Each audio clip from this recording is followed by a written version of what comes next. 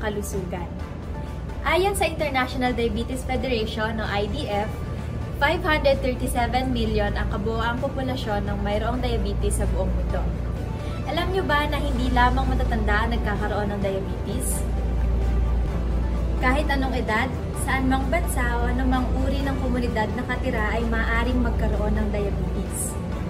Sa populasyon ng matatanda o adult population dito sa Pilipinas, tinatayang nasa 4,303,899 ang kabuoang populasyon ng ating mga kababayan ang may diabetes.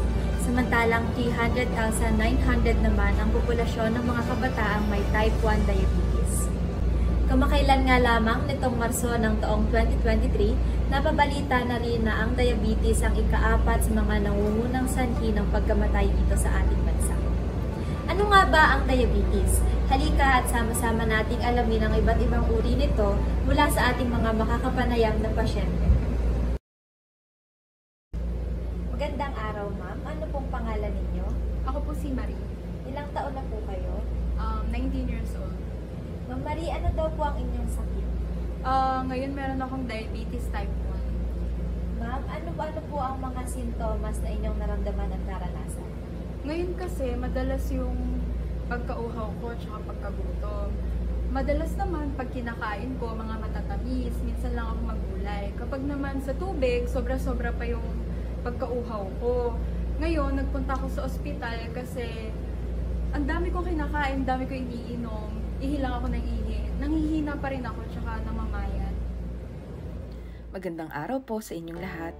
Ako po si Dr. De Luna at nais ko sanang ipaliwanag sa inyo ang ilang mahahalagang aspeto tungkol sa type 1 diabetes, kasama na ang mga panganib, sintomas at pag-unlad ng kondisyong ito.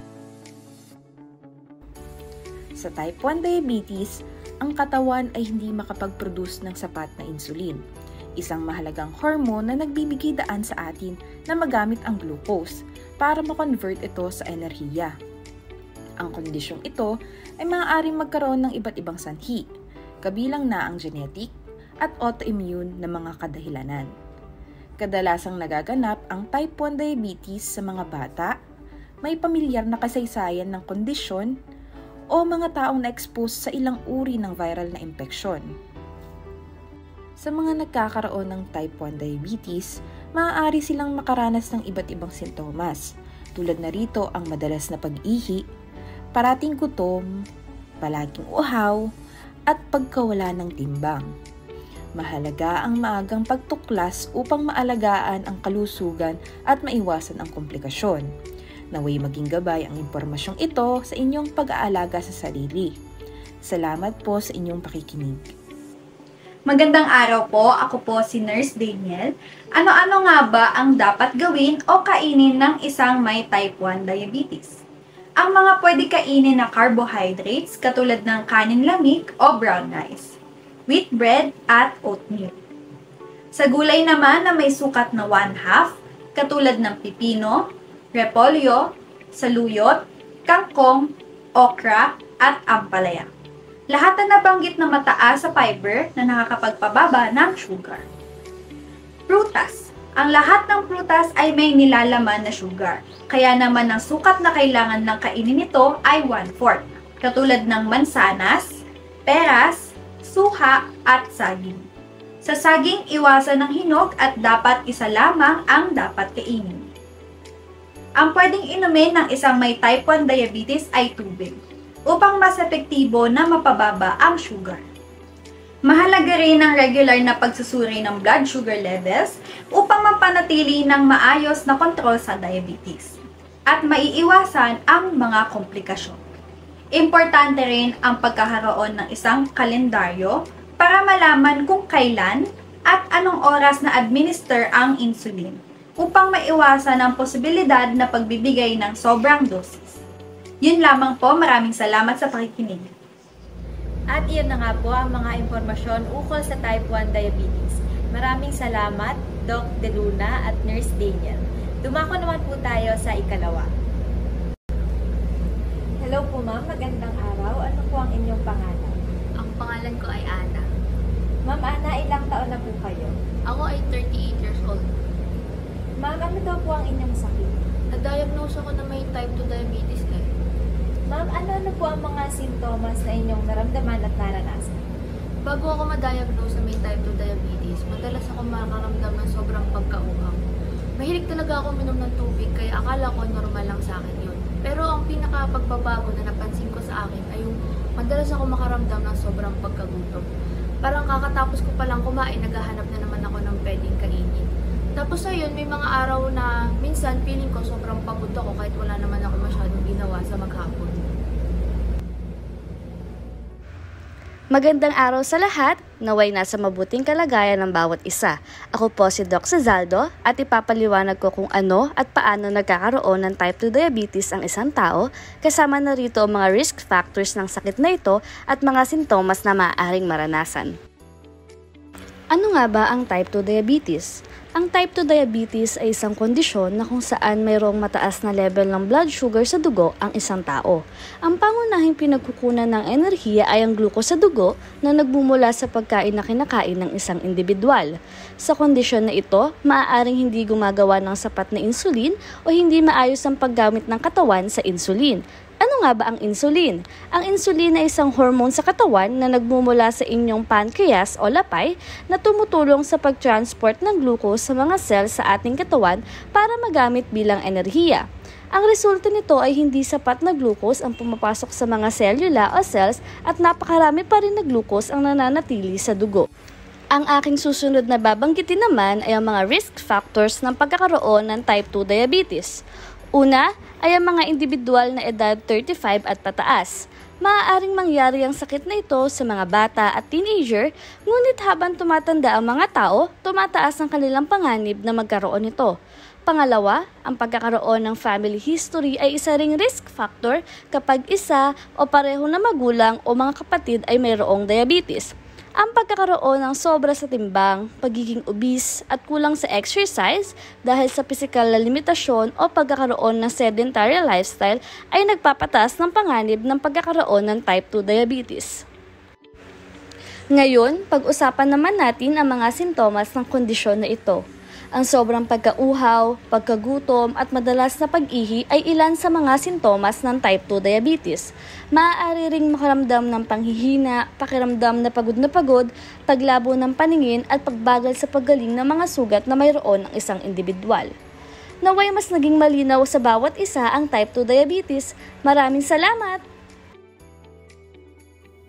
Magandang araw sa inyong lahat. Ako po si Nurse Kay at andito ako para magbigay kaalaman patungkol sa ano nga ba dapat ang kainin, iwasan na pagkain at gawin pag may diabetes type 2. Ang una, dapat ay may gawing pagbabago sa diet. Ayon sa Centers for Disease Control and Prevention, dapat ang pagkain ay portion size lamang. 1/2 para sa mga gulay na may carbohydrates katulad ng talong, upo, malunggay at ampalaya. Ang pwedeng alternative sa white rice ay brown rice dahil ang white rice ay malakas sa sugar at mas nakakataba.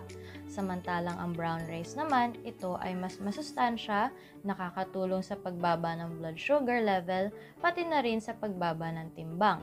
Dapat naman may 1/4 na protina tulad ng isda, manok at tokwa at 1/4 na prutas tulad ng mansanas at berries.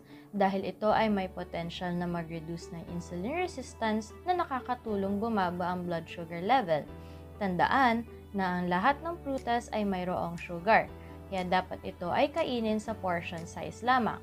Pwede rin kumonsulta sa dietitian para mabigyan ng meal plan. Importante na sa tamang pagkain, dapat sinasabayan din ng pag-e-exercise. Maglakad araw-araw ng 15 to 30 minutes dahil ito ay nakakatulong din sa pagkontrol ng blood sugar level at na makakabawas din sa timbang. Dumako naman tayo sa pagiging malinis sa katawan. Hanggat maaari, iwasan na magkasugat lalo na sa may bandang paa. Magsuot ng komportableng sapatos para maiwasan ang sugat. Magupit ng kuko pag ito'y mahaba na at mag-moisturize ng balat para makaiwas sa pagiging dry na balat. Huwag din kalimutan na magpa-check up sa doktor. At ito ang tatandaan, patuloy na i-monitor ang blood sugar level tuwing umaga bago kumain. Kapag nasa normal na level naman ito at nagagawa ang lahat na kailangan baguhin sa lifestyle, pwede ito i-check ng 2 o 3 beses sa isang linggo. Ang aking nabanggit ay ang mga impormasyon na makakatulong sa inyo upang hindi lumala at maagapan agad ang diabetes type 2. Maraming salamat po. Maraming salamat, Doc Cezaldo at Nurse Kay sa inyong mga impormasyon. Dito naman tayo ngayon kay Sir. Hello po Sir, magandang araw. Ano po ang inyong pangalan? Juan po. Sir Juan, ilang taon na po kayo? 22 na po ako. Sir, ano daw po ang inyong sakit? Na-diagnose po ako ng diabetic ketoacidosis po. Sir, maaari niyo po bang ibahagi kung ano ang inyong mga sintomas na naramdaman at naranasan?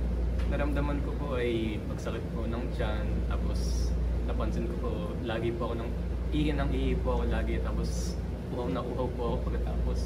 Tapos, bale, minsan nga ayoko na uminom kasi kapag uminom ako, alam ko namang may ihi na naman ako. Tapos, hindi ko naman mapigilan kasi uhaw na uhaw talaga ako eh. Ang diabetic ketoacidosis o DKA ay isang potensyal na banta sa buhay na komplikasyon ng diabetes. Ito ay nangyayari kapag ang katawan ay hindi makagawa ng sapat na insulin o hindi na talaga makagawa. Ang nagiging resulta nito sa ating katawan ay ang pagtaas ng asukal o glucose sa ating dugo. Ang glucose ay mahalagang pinagkukunan ng enerhiya ng ating mga selula. Ang insulin naman ay mahalaga sa katawan sapagkat pinadadali nito ang pagpasok ng asukal sa mga selula ng katawan. Upang inyong mas madaling maunawaan, ihalin tulad natin ito.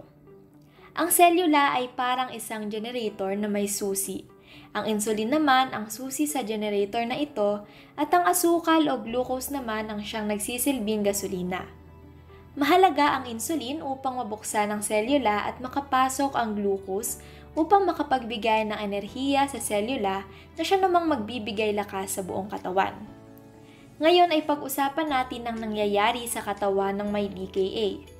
Sa kawalan ng sapat na insulin, hindi makapasok ang glucose sa selula kung kaya naman naghahanap ng ibang alternatibong mapagkukunan ng enerhiya ang selula at ito ay ang protina at taba.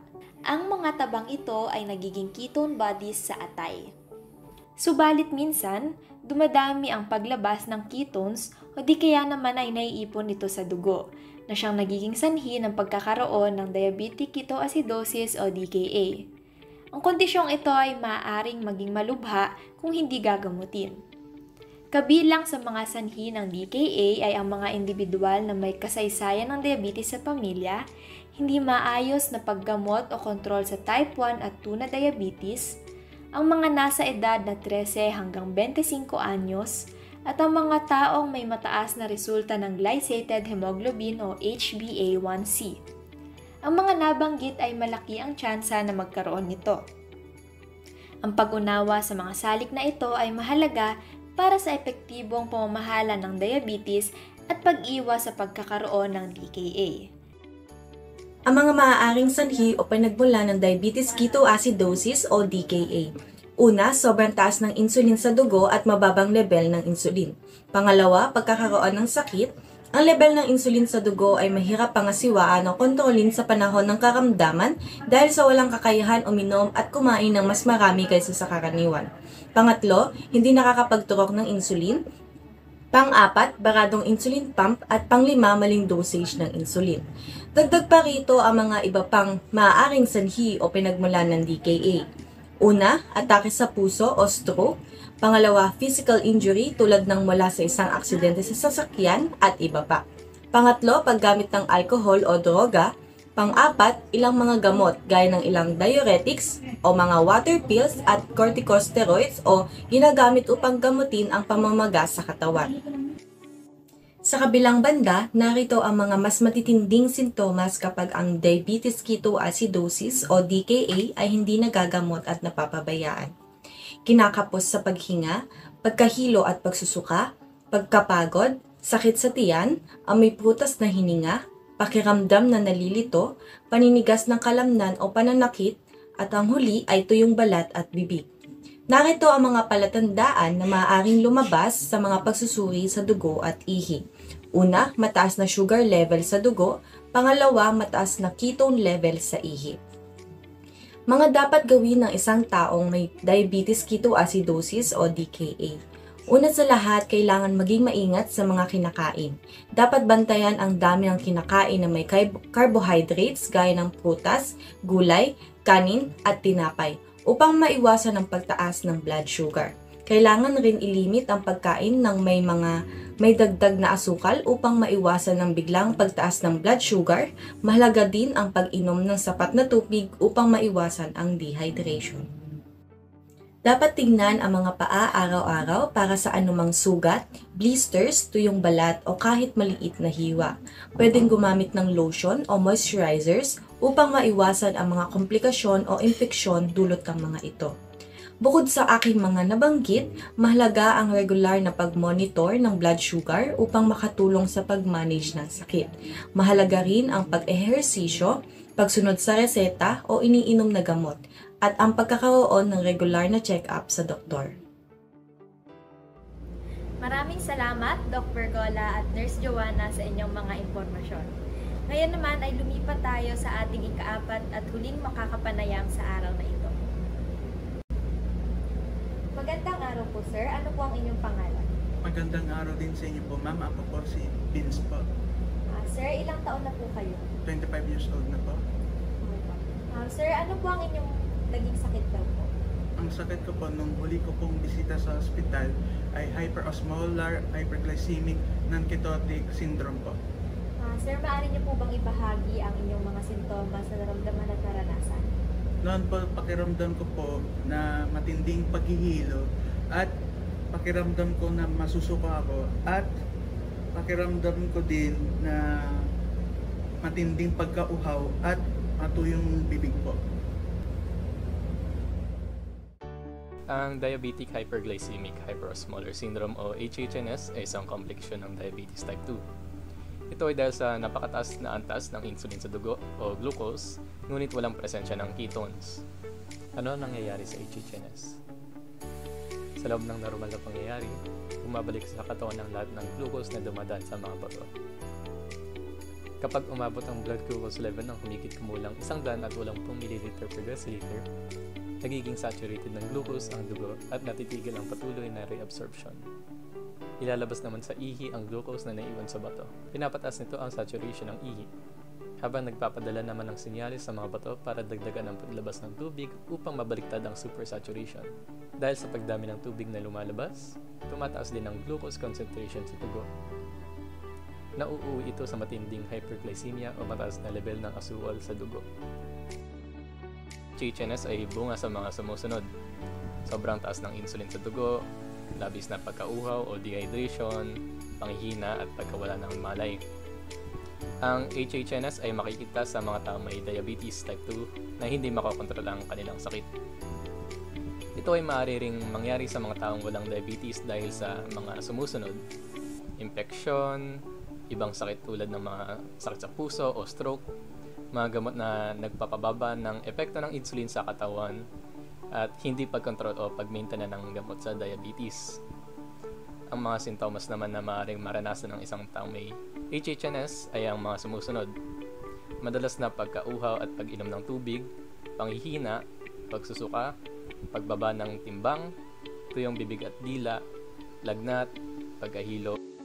Ang mga mas matitinding sintomas na maaaring maramdaman ng isang taong may HHNS ay hirap sa paggalaw at hirap sa pagsasalita. Ang mga taong mayroong diabetic, hyperglycemic, hyperosmolar syndrome o HHNS ay dapat na maging alerto sa kinakain. Kung maaari, mas mabuti kung susukatin ng mga bilang ng dapat kainin. Ang mga pagkain tulad ng whole wheat bread, oatmeal at brown rice ay mas mabuting ikonsumo kaysa sa mga pasta at tinapay. Mahalaga rin ang pagkonsumo ng mga high-fiber diet tulad ng avocado, mansanas, broccoli at beans, dahil ito ay nakakapagpababa ng risk ng diabetes type 2. Kinakailangan ding uminom ng 8 basong tubig kada araw upang maiwasan ang dehydration at iwasan ang mga matatamis na inumin tulad ng soft drinks at juices. Importante rin ang mag-ehersisyo kada araw.